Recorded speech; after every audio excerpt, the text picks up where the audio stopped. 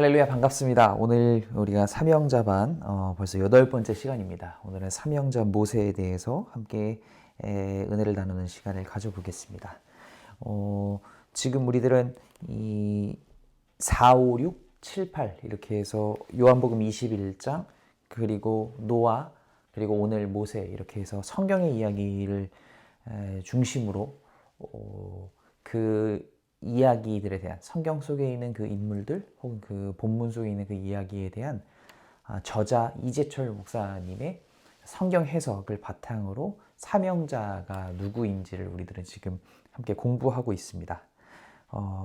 교재가 물론 교재이지만 성경이 중심맥이기 때문에 이 교재를 읽으시면서 가급적 성경을 읽어보시는 것을 추천합니다. 그냥 단순히 우리가 막연히 알고 있는 성경의 이야기와 정말 내가 성경을 차근차근 읽으면서 그 이야기가 의도하고 있는 바들, 성경이 의도하고 있는 바들을 읽어내는 것이 우리가 이 공과를 통해서 삼형제를 아는 것보다 저는 더 우위에 있는 공부라고 생각합니다.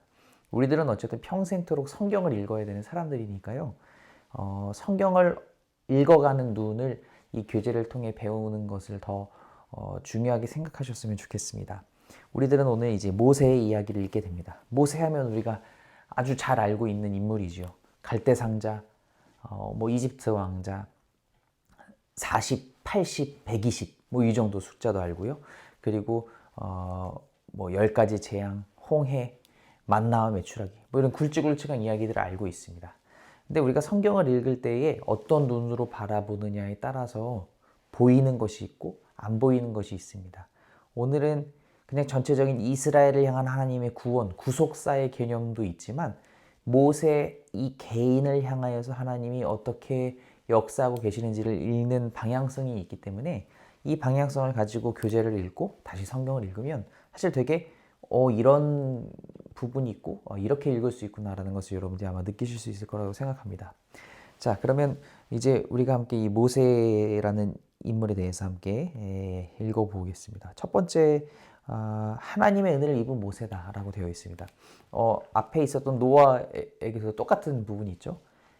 물론 노아는 먼저 실패자였다는 것이 먼저 기록이 되고 그 다음에 은혜를 입은 노아 이렇게 되어 있었는데 모세는 먼저 은혜를 입었다라는 부분으로 이야기를 시작합니다.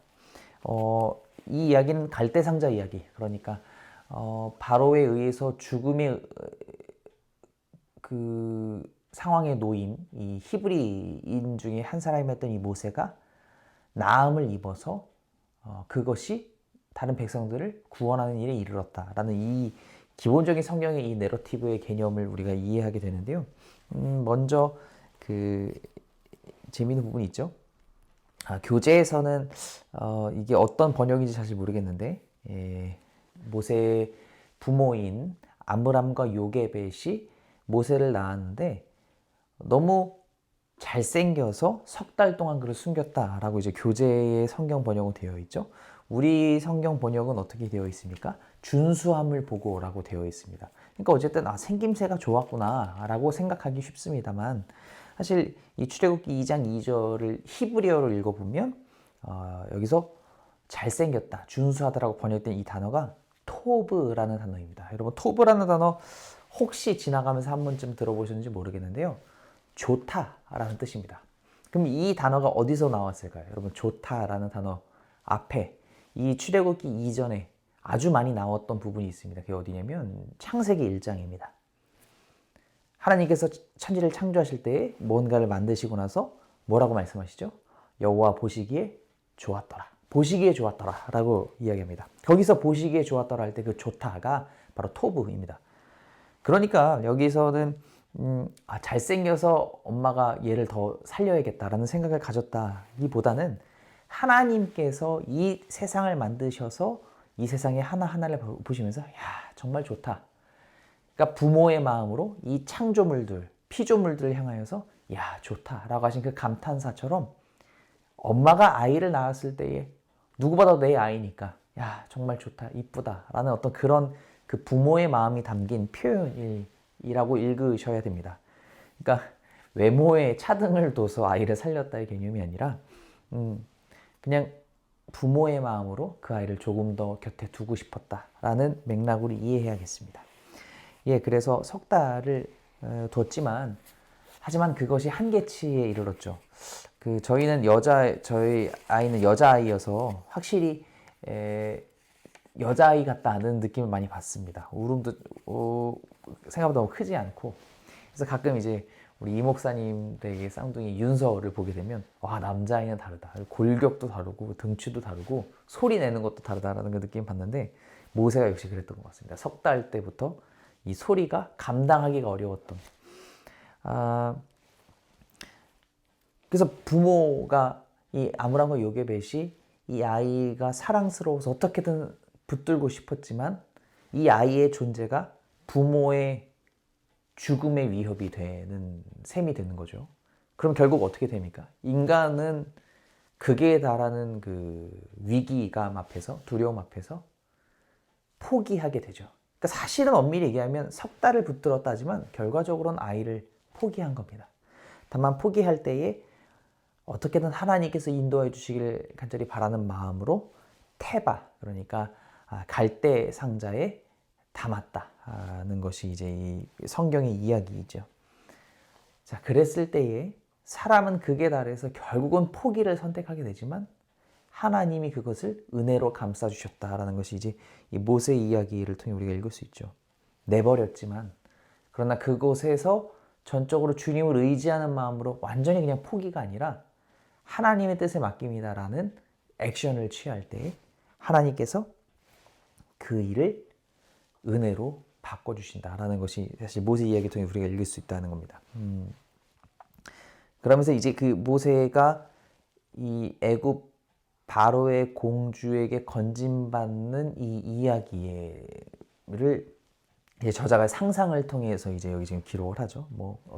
나일강으로 목욕을 안 왔으면 어쨌으며 또 목욕을 와서도 저 상자를 보면서 별로 호기심을 안 가졌으면 어쨌으며 이제 그런 나름의 이야기를 하는 것은 결국 뭘 말하고자 하는 거냐면 모든 것이 하나님의 퍼즐이었고 계획의 완성이다.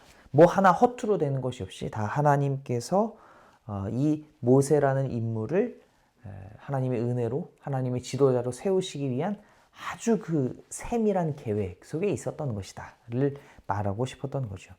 어쨌든 모세라는 사람의 이름이 그래서 건져졌다, 건진받았다라는 이 이름의 뜻을 가지고 있죠. 그래서 이 모세라는 사람은 이 하나님께서 그를 건지셨고 그래서 모세는 이스라엘 백성을 건지는 인물이 됐다라는 그 이름의 의미로 인하여서 그의 삶의 방향성이 결정됐다는 것으로도 또 이야기하게 되죠. 그래서 참 사람의 이름이 중요하다고 생각합니다. 사람의 이름. 그래서 교회의 이름도 중요하고요. 어떤 공동체의 이름도 참 중요하다는 생각을 가집니다. 그 이름, 그 정체성대로 그 사역이 이끌어져 간다는 것을 보게 되기 때문입니다. 그래서 이제 하나님의 은혜를 입은 이제 모세 이야기를 우리가 나눴고요. 두 번째는 뭐냐면 모세가 실패했다는 부분에 주목하게 됩니다. 참 그렇지만 거의 성경의 모든 인물들이 실패를 경험하게 됩니다. 어떤 모양이든지 간에 각자의 실패가 있고 그 실패 속에서 하나님의 만져주심을 붙들고서 다시 일어서는 이들이 하나님의 일꾼이 되는 것이죠. 앞서 노아도 그랬고요. 사실 다윗도 그렇고요. 모든 인물들이 다 그런 실패, 아픔, 갈등을 경험하게 됩니다. 모세도 역시 그렇습니다. 여러분 잘 아시는 대로 모세의 실패라고 할 수 있는 것은 이집트인이 자기 동족, 그러니까 히브리인이라는 정체성을 가지고 있는 이 모세가 자기 동족인 히브리인이 학대당하고 있는 것을 못 참아서 이 이집트 사람을 죽였다, 애굽 사람을 죽였다는 거죠. 그런데 그것이 큰 흠이 되었다. 여기서 이제 저자가 지적하는 것은 첫 번째는 모래에 시신을 숨겼다라고 되어 있는데 숨겨질 수 있을 줄 알았다는 것이죠. 이 세상 속에서 내가 감추면 감출 수 있을 것이라고 생각했던 것을 바로잡는 계기가 되기도 했고, 두 번째는 이집트 왕자였음에도 애굽의 왕자였음에도 사실은 인정받지 못했다. 히브리 사람에게도 그렇고, 그러니까 자기 동족인 히브리 사람에게도 히브리 동족으로서도 인정받지 못하고 애굽의 왕자로서도 인정받지 못했는데 애굽의 왕자로서 애굽 사람들에게도 인정받지 못한다는 이제 그런 부분이죠. 그러니까 사실은 우리가 요즘 시대를 살아가면서도 공권력을 가지고 있는 이들, 그들의 자녀들이 범법 행위를 하더라도 면죄당하는 일이 있지 않습니까?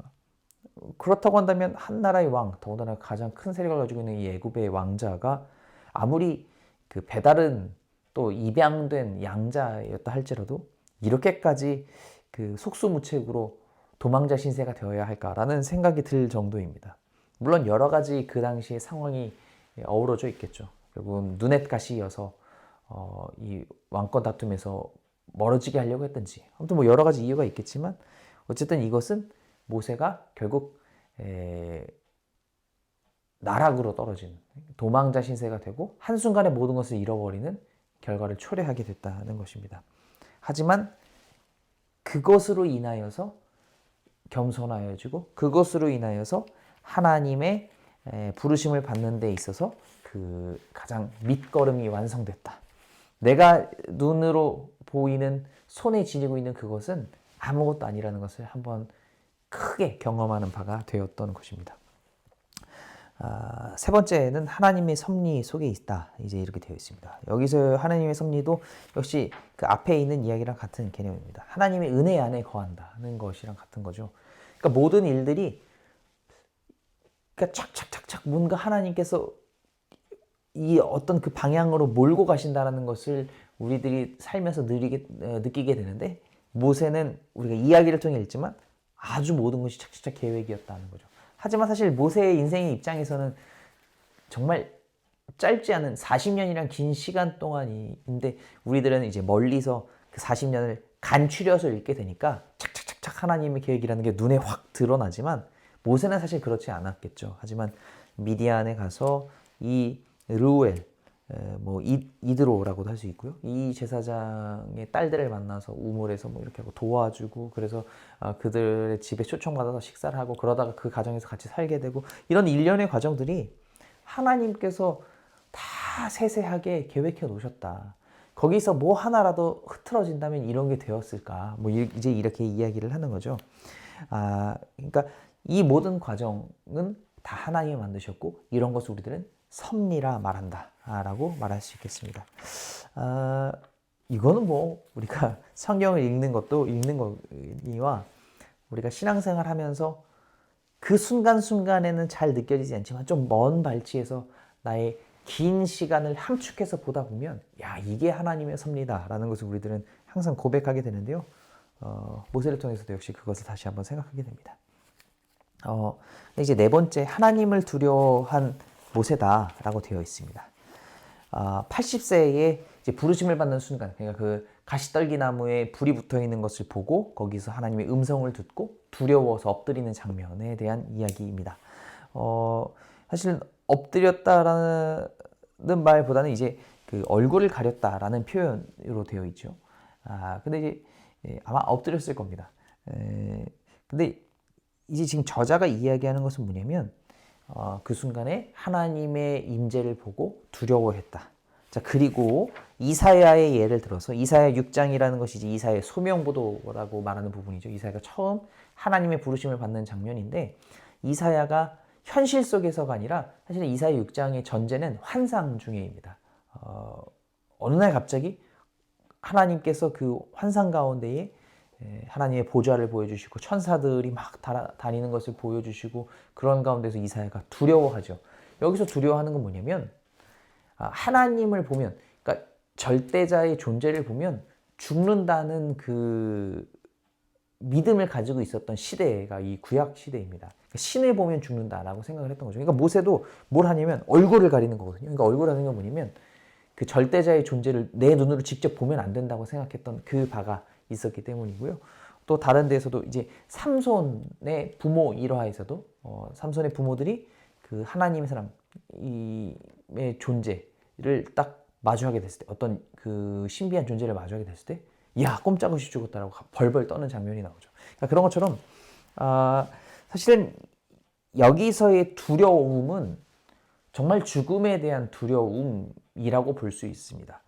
이 구약 성경 맥락에서 어떤 절대자를 봤을 때에 와, 나 죽겠다. 나 이제 큰일 났다. 라고 생각하는 그 두려움입니다.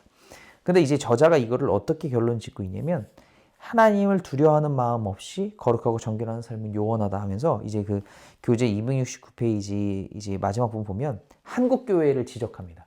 한국 교회가 하나님을 두려워하는 것을 잃어버리고 있다. 하나님을 경외하는 마음을 점점 버리고 있다라고 되어 있습니다. 자, 각각을 띄워놓으면 맞는 말입니다. 모세가 하나님 두려워했고요. 이사야가 하나님 두려워했어요. 그리고 한국 교회가 점점 여호와를 경외하는 마음을 잃어버리고 있는 거 맞습니다. 근데 이 두 개는 사실은 같은 맥락에 있지는 않습니다. 왜냐하면 앞서 이야기한 대로 모세와 이사야가 하나님을 마주하면서 두려워하는 건 정말 자기 죽을 것 같아서 무서워하는 거거든요. 초현실적인 어떤 그 모습 존재 앞에서 인간이 두려움을 느끼는 것은 당연한 겁니다. 당장 우리가 굽이치는 파도를 보고 있는데 우리가 그 위에는 뭔가 다리에서 그 파도를 보고 있으면 무섭습니다. 두렵죠. 그러면서 이야기죠. 야, 인간 목숨 아무것도 아니다. 저기 떨어지면 한순간에 죽을 텐데. 야, 하나님의 그 일하심 앞에서 우리 아무것도 아니다라는 그 두려움을 당연스럽게 느끼게 될 겁니다. 그러면 이것과 별도로 한국교회가 하나님을 두려워하지 않는다는 건 좀 다른 차원이죠.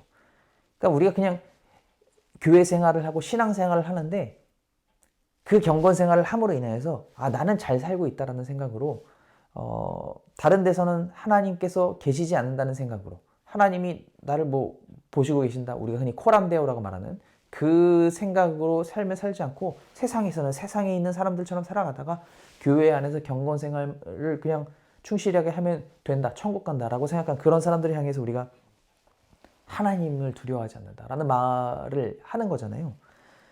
그러니까 이 초현실적인 일 앞에서 두려워하는 일과 그냥 우리가 평상시 살아가면서 하나님을 두려워하는 이 일은 별개의 문제라고 생각합니다. 정말 뭐랄까요? 그냥 고착화된 신앙생활을 가진 이들도 내 눈앞에서 갑자기 가시떨기가 불타고 있으면 누구든지 두려워할 겁니다. 그러니까 이거는 좀 여기서 이렇게 이 맥락을 끌고 오는 것은 좀 논리가 맞지 않는다라는 것을 이야기할 수 있겠습니다.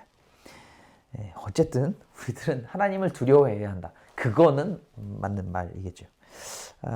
이제 다섯 번째입니다. 주어이신 하나님의 동사인 모세 이렇게 되어 있습니다. 다 하나님이 하신다. 그러니까 모세는 따르면 된다. 하나님께서 다 하신다고 하셨고요. 모세야, 네가 뭘 해야 된다. 너가 뭐 이거 주체적으로 해야 된다. 그런 게 전혀 없다는 거예요. 하나님께서 내가 다 할 건데 너는 그런 나를 따라서 내가 시키는 것을 해라. 이런 삶인 거죠. 그거를 아주 멋진 말로 하나님은 주어, 모세는 동사 이렇게 되어 있습니다. 그래서 이제 중간에 보면 그 교회 축사글에 축복글에 이 교회가 하나님이 주어가 되시고 교회가 동사가 되는 교회. 오히려 이런 그 일화를 넣으셨는데 이거 참 멋있는 말인 것 같습니다. 이에 대해서는 성경의 한 꼭지를 한번 읽어보면요. 출애굽기 3장 19절 20절을 제가 잠깐 읽어보겠습니다. 출애굽기 3장 19절 20절 내가 아노니 강한 손으로 치기 전에는 애굽 왕이 너희가 가도록 허락하지 아니하다가 내가 내 손을 들어 애굽 중에 여러 가지 이적으로 그 나라를 친 후에야 그가 너희를 보내리라 라고 되어 있습니다. 이 출애굽기 3장은 하나님께서 모세를 부르시는 그 장면, 그 가시떨기 그 장면이 이제 연장돼서 모세가 저 정말 아무것도 못하고 저 무섭습니다라고 할 때 하나님께서 어떻게 지금 이 이스라엘을 애굽 땅에서 구출해 내실 건지에 대한 나름 브리핑을 하시는 거예요. 참 재밌죠? 하나님께서 그냥 일하시면 될 텐데 굳이 이 모세라는 이 80세 노인을 앞에 두고 자, 내가 지금 볼 테니까 이렇게 할 거야 하면서 프리젠테이션을 하시는 거예요. 자, 그러니까 내가 이렇게 일할 건데 그러면서 뭐라고 표현하시면 내가 내 손을 들어 애굽 중에 여러 가지 이적으로 그 나라를 칠 것이다. 뭐지 이런 얘기를 하시죠. 그러니까 여기서 뭐라고 되어 있냐면 내가 내 손으로 이적을 행할 거다라고 하나님 말씀하십니다. 그런데 재밌게도 이 출애굽기의 이 앞부분 출애굽을 하는 이 이야기 안에서는 성경이 의도적으로 표현하는 단어가 있어요. 여러분 나중에 한번 읽어보세요. 그건 바로 모세의 손입니다. 모세의 손은 원래 이 40세가 됐을 때에 자기 동족을 괴롭히는 애굽 사람을 쳐서 죽인 살인자의 손입니다. 그러니까 이를테면 피 묻은 손이죠. 근데 이 피 묻은 손이 이 일로 인하여서 도망자 신세도 됐고 40년 동안 그래서 양을 치는 손이 됐지 않습니까? 그런데 이 손을 하나님께서 계속해서 사용하게 하세요. 굳이 그냥 하나님께서 뭐 이를테면 지팡이 우리 뒤에 나오니까 지팡이를 통해서 뭘 하라 하실 수 있는데 성경은 아주 집요하게 모세가 손을 어떻게 쓰고 있는지를 계속 주목하게 합니다. 그리고 그것이 이제 특히 10가지 재앙의 이제 뒷부분 처음에 10가지 재앙은요 아론이 좀 이렇게 대신하는 느낌입니다. 그러니까 모세가 사실 전면에 나서기 싫어했으니까 아론이 앞장서서 모세가 이렇게 얘기하면 아론이 뭔가를 해서 이적이 일어나는 느낌이었는데 점점 이 재앙이라는 것이 심화되고 점점 강력해지면서 모세가 등장하게 됩니다. 마치 뒤에 있던 어떤 진짜 제대로 된 힘을 가진 이가 딱 앞에 등장하듯이 모세가 등장하는데요. 그러니까 하나님께서 그렇게 하라고 하시죠. 그래서 7번째 재앙부터는 하나님이 모세의 손을 사용하게 하십니다. 손을 들어서 재앙이 일어나게끔 하신다는 거죠. 그래서 7번째, 8번째, 9번째가 그렇게 되고요. 10번째는 하나님의 사자가 이렇게 슉 돌아다니니까 그런 거고. 근데 이제 마지막 출애굽기 14장을 보면 우리가 잘 아는 홍해가 갈라지는 이야기에 대해서 이렇게 되어 있습니다. 14장 16절 말씀을 보면 제가 읽어보면 지팡이를 들고 손을 바다 위로 내밀어 그것이 갈라지게 하라. 이스라엘 자손이 바다 가운데서 마른 땅으로 행하리라 라고 되어 있습니다. 그러니까 이 하나님의 그 계획은 무엇이었냐면 모세의 이 연약하고 또 어떻게 보면 가장 잘못한 손이었지만 이것을 통하여서 하나님이 그의 허물을 덮으시고 하나님의 능력의 도구로 사용하신다는 것을 단적으로 보여주는 이 모세의 손을 굳이 바다 위로 내밀어서 최종적으로 이 홍해를 갈라지게 하셨다는 것을 우리들이 읽을 수 있게 됩니다. 결국 하나님께서 하신다. 앞에서 하나님께서 하나님의 손으로 능력을 행하시겠다고 하셨는데 그것이 모세의 손으로 대변돼서 일이 일어나게 됩니다. 그러니까 저는 이것이 딱 단적인 그 예라고 생각합니다. 하나님이 주어가 되셨는데 동사로서 모세가 자기 손을 내밀게 된 것입니다. 그리고 이제 최종적으로 출애굽기 15장에서 모세가 이렇게 고백을 합니다. 6절을 보면 15장 6절 여호와여 주의 오른손이 권능으로 영광을 나타내시니이다. 여호와의 주의 오른손이 원수를 부수시니이다. 모세가 비록 자기 손을 내밀긴 했지만 하나님의 권능의 오른손이 일했다는 것을 그는 알았고 노래했습니다. 이게 딱 전형적인 지금 이 교재가 이야기하는 바인 거죠. 하나님이 주어가 되시고 모세가 동사가 된다. 하나님이 주어가 되시고 송내중앙교회가 동사가 된다. 하나님이 손으로 일하신다 선포하셨고 우리 교회가 손을 내밀어서 하나님의 역사가 일어난다. 우리가 이렇게 읽어볼 수 있겠습니다. 네, 6번째 하나님의 지팡이를 지닌 모세에 대한 이야기입니다. 그러니까 이제 출애굽기 이 4장 20절을 보면 모세가 하나님의 지팡이를 손에 잡았더라라고 하는 이 이야기에서 지금 이 저자의 이야기가 시작이 됩니다. 그러니까 하나님의 지팡이라고 표현은 되어 있는데 사실은 모세가 원래 자기가 계속 사용하던 지팡이였을 텐데 왜 굳이 하나님의 지팡이라고 표현할까라는 것에 대해서 이제 저자가 주목한 겁니다. 그러니까 결국 그것은 이제 하나님의 손을 잡았다. 하나님께서 함께 하신다는 어떤 그것을 이제 의지하며 나간다. 왜냐면 지팡이라는 것 자체가 자기 몸을 의지해서 뭔가 이제 서는 어떤 그런 도구이잖아요. 그러니까 그런 의미에서 하나님의 지팡이라고 표현이 된 건 이제 하나님을 의지하게 된다. 이제 하나님을 따르겠노라고 나름 다짐한 것이다라고 이 성경을 읽는 것이 가장 그 기본적인 이해일 수 있고요. 이제 거기서 저자는 하나를 더 나아가는 거죠. 이게 유일한 재산이었다라고 이제 이야기합니다. 사실 이게 막 틀렸다라고 말하기는 뭐하지만 그렇다고 모세의 전 재산이 정말 지팡이였을까라고 문제 제기를 할 때에는 또 뭐라고 말하기 참 어려운 이제 그런 겁니다. 그러면서 이제 그 터키 박물관에 있는 이 모세 지팡이라고 표현되어 있는 그 전시되어 있는 이거를 설명하시면서 이게 생각보다 되게 아주 실망스러운 지팡이일 텐데 지팡이였는데 아마 모세의 지팡이 정말 그러지 않았을까. 정말 보잘것없는 건데 거기서 하나님의 역사가 일어난다. 이제 그 이야기를 쭉 끌고 가시는 겁니다. 그럴 수 있어요. 이거는 이렇게 읽을 수 있지만, 그러니까 이 지팡이가 모세의 전 재산이었을까? 과연 이 80세 노인이 정말 살면서 아무리 그래도 자기 옷까지 하나 없었을까? 이건 좀 뭐랄까요? 감동을 위해서 좀 극단으로 몰고 가는 느낌이 좀 들게 됩니다. 어제 제 친구가 지금 어디 수련회 가 있는데 친구랑 이제 이야기를 하면서 친구가 그런 얘기를 하는 겁니다. 어떤 찬양 사역자가 간증을 하러 왔다는 거예요. 찬양 너무 잘 부르고 그 다음에 이제 꼭 찬양 사역자들 자기 뭐 찬양 부르면 뒤에다가 뭐 말을 덧붙이잖아요. 근데 그 말이 너무 공감도 안 되고 지루하고 재미가 없다는 겁니다. 근데 그 중에 이 친구가 한 얘기가 뭐냐면 별로 방황한 것 같지도 않은데 엄청난 방황이라면서 부풀려서 설명을 한다는 거예요. 이를테면 자기가 하나님 앞에서 너무 큰 방황을 했다. 그래서 그 방황이 뭐냐 들어봤더니 머리를 염색하고 핫팬츠를 입고 교회를 갔다는 거라는 거예요. 여러분, 요즘 이 청년 세대의 화두, 뭐 마약, 뭐 정말 잘못된 무슨 범죄를 저질렀다든지 그런 거 아니라 염색하고 핫팬츠를 입고 교회를 왔다고 합니다. 세상에 그러면 요즘 시대의 한국교회 방황하는 이가 정말 많네요? 그렇지 않죠. 염색머리와 핫팬츠가 방황을 대표하는 그런 게 아니지 않습니까? 근데 이제 그 찬양사역자가 그런 얘기를 하면서 그런데 자기가 마음을 고쳐먹고 다시 하나님 앞에 서서 찬양을 하면서 은혜를 입고 뭐 이런 간증을 하는데 너무 시덥지 않은 얘기 같다는 거예요. 공감이 안 된다는 거죠.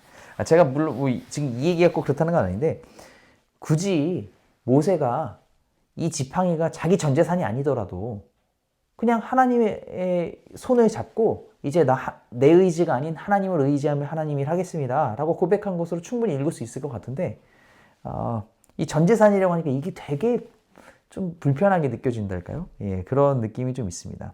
물론 뒤 이야기는 아주 좋은 말입니다. 우리가 많은 것을 가지지 않더라도 하나님이 함께하여 주시면 역사가 일어난다.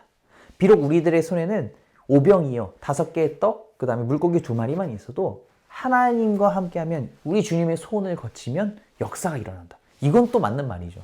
근데 이걸 말하기 위해서 굳이 모세의 지팡이가 자기 전 재산이다를 말할 필요는 없다는 생각 가지게 됩니다. 7번째입니다. 말씀의 산에 오른 모세입니다. 하나님께서 이제 이거는 이제 출애굽 이후의 이야기를 이제 전제를 하고 있죠. 출애굽 이후에 하나님께서 이제 이스라엘 백성들이 광야의 길을 걸어갈 때에 인도해 주십니다. 낮에는 구름 기둥, 밤에는 불 기둥으로 그들을 인도해 주십니다.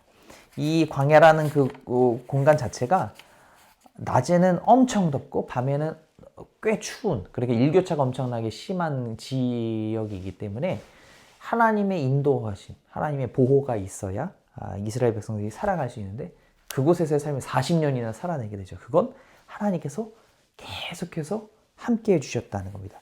근데 이제 277페이지에 저자가 이렇게 글을 썼습니다. 그러나 하나님의 인도하심이 항상 일정한 것은 아니었다. 이게 좀 오해가 있는 표현일 수 있을 것 같아요. 그러니까 하나님은 계속 함께하여 주시고 계속 인도해 주세요. 계속 이스라엘 백성들의 삶을 책임져 주신단 말입니다. 만나와 메추라기를 늘 주시고 구름 기둥과 불 기둥으로 항상 그들의 삶을 보호해 주세요. 다만 여기서 일정하지 않다는 건 뭐냐면 그들이 가고 서는 것. 우리가 그 찬양 있잖아요. 주님 말씀하시면 이제 그 찬양에 보면 후렴에 후렴이 아니죠. 나의 가고 서는 것 주님 뜻에 있으니 오 주님 나를 붙드소서 이렇게 되는 거예요. 나의 가고 서는 것이 일정치 않았습니다. 그것이 이제 그 가사의 모티브가 아마 이 출애굽기의 이야기겠죠.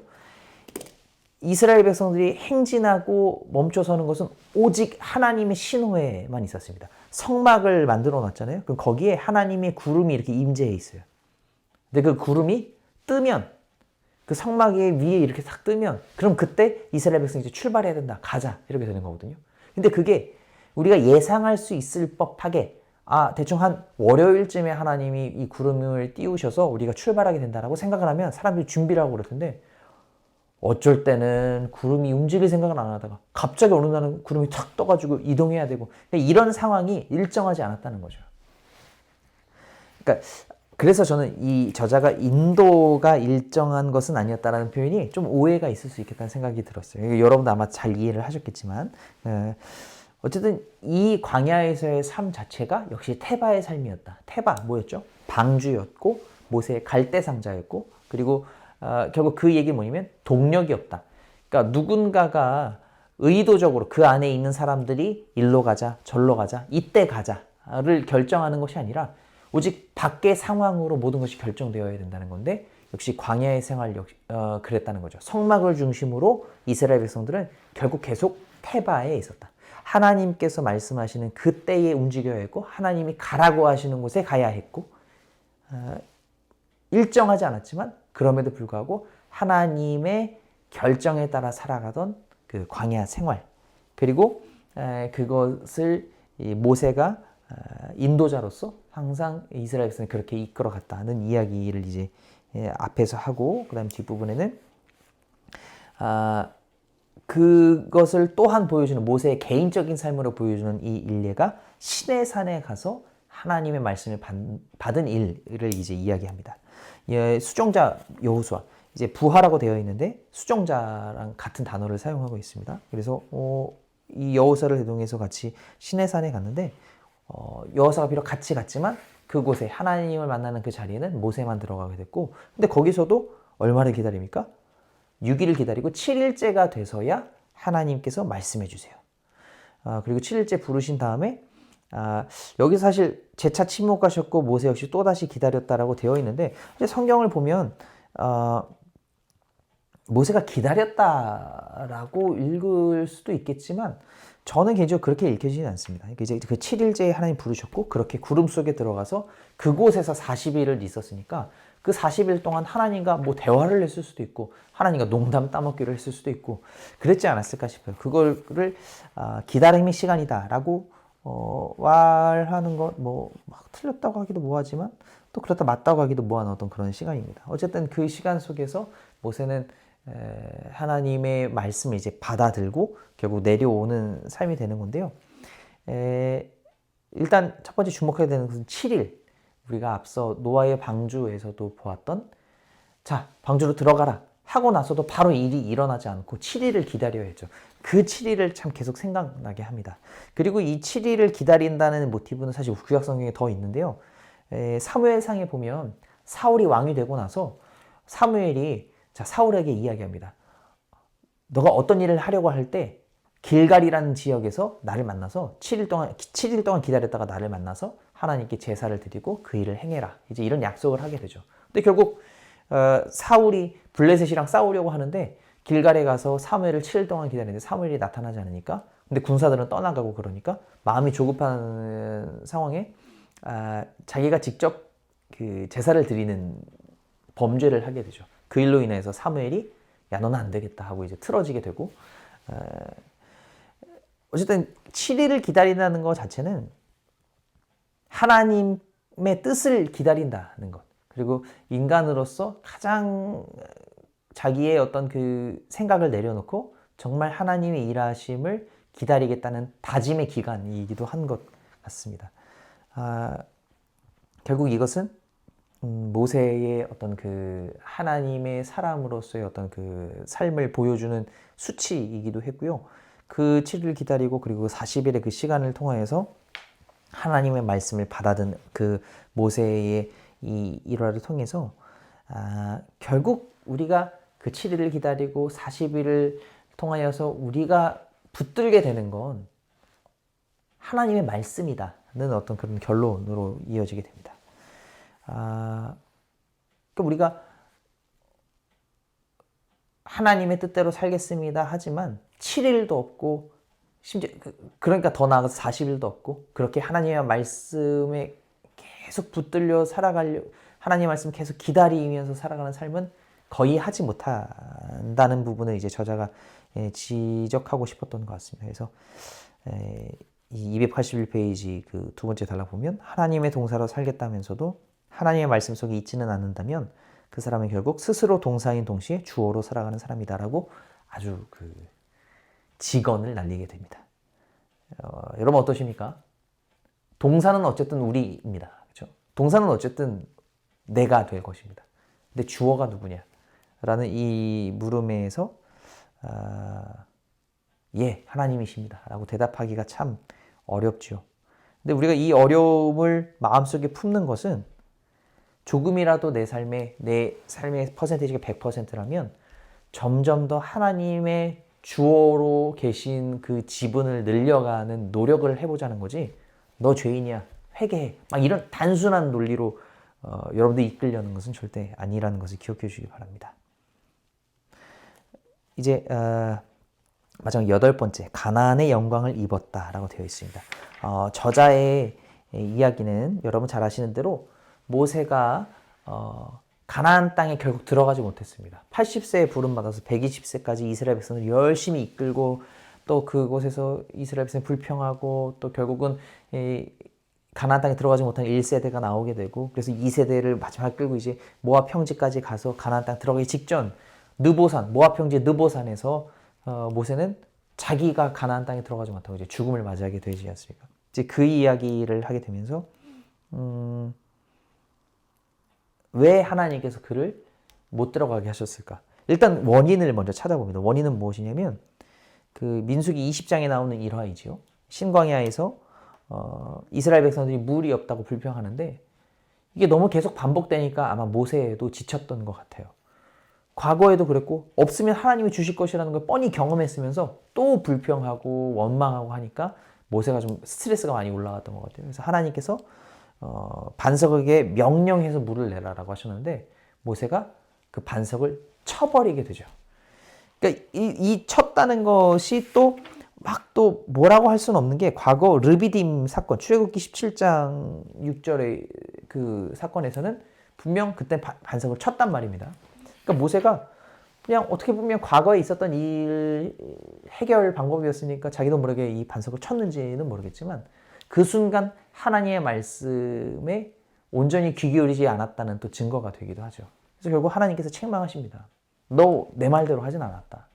물론 내가 너의 삶에 함께해서 역사가 일어나긴 했지만 너는 지금 내 말대로 하지는 않았다. 그리고 결국 이 일로 인하여서 가나안 땅에도 들어가지 못할 거다. 그렇습니다. 여기서 우리가 여러 가지를 말할 수 있게 돼요. 첫 번째는 이 지도자의 책임감이라는 것이 그만큼 무겁다.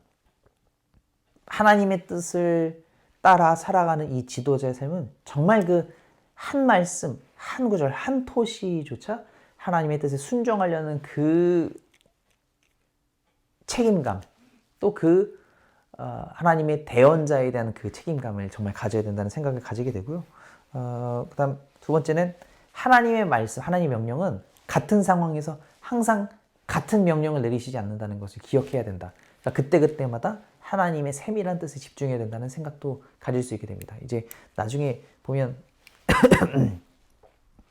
그 다윗 일화가 나올 때에 다윗이 이제 왕이 되고 나서 블레셋과 싸울 때 르바임 골짜기의 전투 이야기가 많이 나오죠. 그러면 르바임 골짜기의 전투 단 몇 절밖에 되지 않은데 똑같이 르바임 골짜기에서 두 번의 싸움을 하게 되죠. 첫 번째 싸움에서 하나님께서 자, 이 방법으로 공격해 하셨어요. 그 방법으로 공격해서 이겼어요. 다음 해가 돼서 또 르바임 골짜기 블레셋이 오니까 다윗이 어떻게 하냐면 과거에 이겼던 방법으로 똑같이 하는 게 아니라 하나님께 다시 여쭤보죠. 하나님 어떻게 합니까? 이번에 하나님께서 뭐 매복해서 하라고 하셔서 결국 또 이기게 되죠. 그러니까 그 르바임 골짜기 전투의 일화가 아주 좋은 이해가 될 것입니다. 같은 상황이고 같은 문제이지만 하나님의 해결하심은 그때그때 다를 수 있다. 근데 왜 굳이 다르게 하실까? 이런 거거든요. 너 정말 하나님의 뜻에 집중하고 있니? 너가 너의 경험치로 네 삶을 살아가려고 하는 것은 아니니? 라고 이제 질문하시는 말씀이 되는 거죠.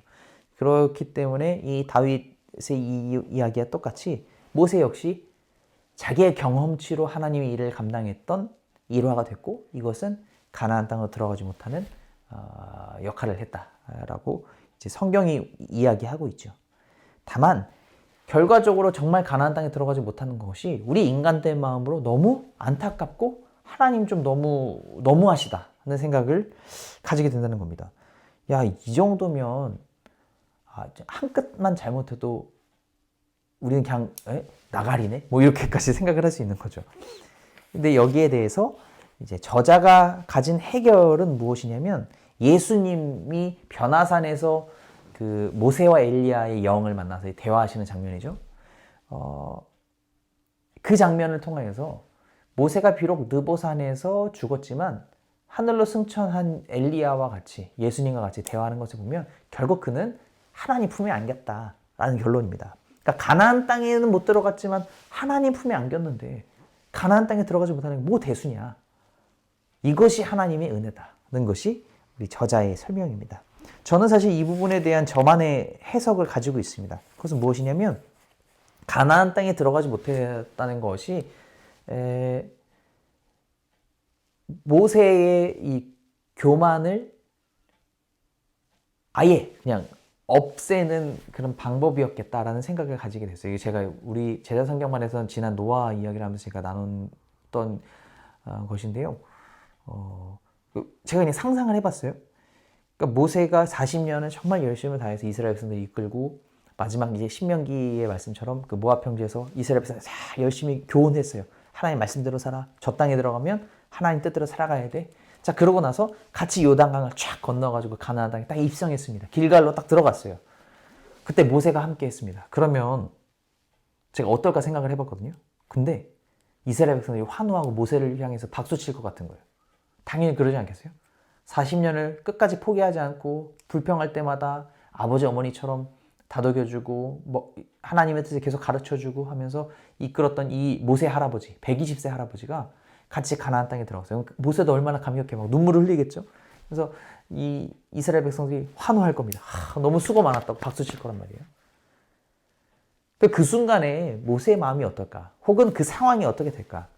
하나님이 물론 일하셨어요. 하나님이 여기까지 이끌어 주셨단 말이에요. 그런데 결국 눈에 보였던 인도자는 모세였으니까 모세가 공로를 인정받겠죠.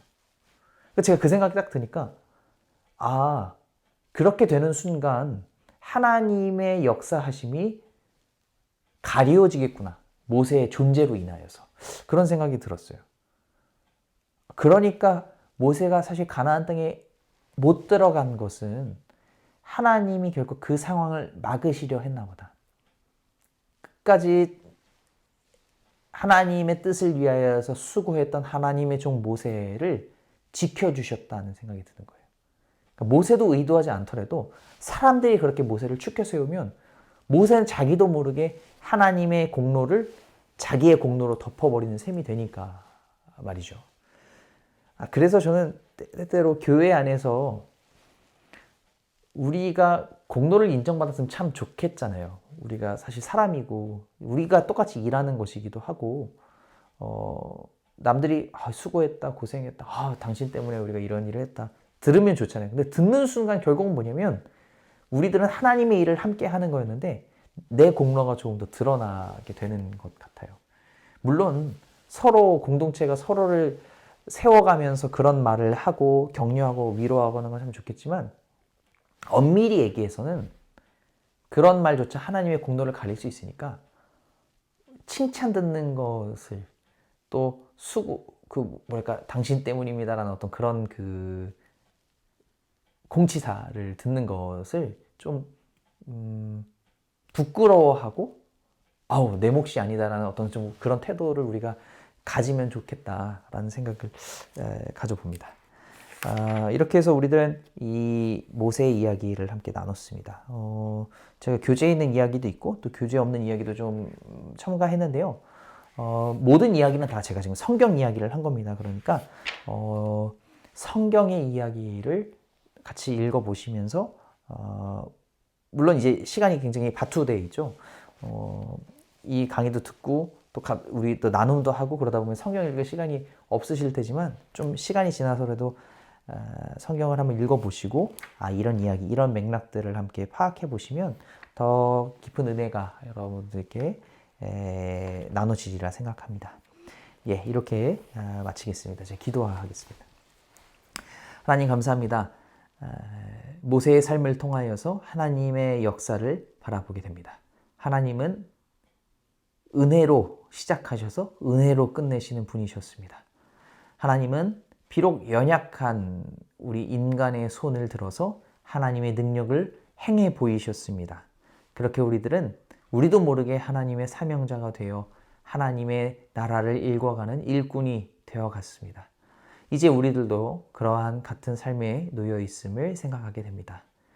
우리들은 할 수 있는 것이 없지만 우리의 이 연약하고 부족한 손을 들어 하나님께서 일하실 것을 믿습니다.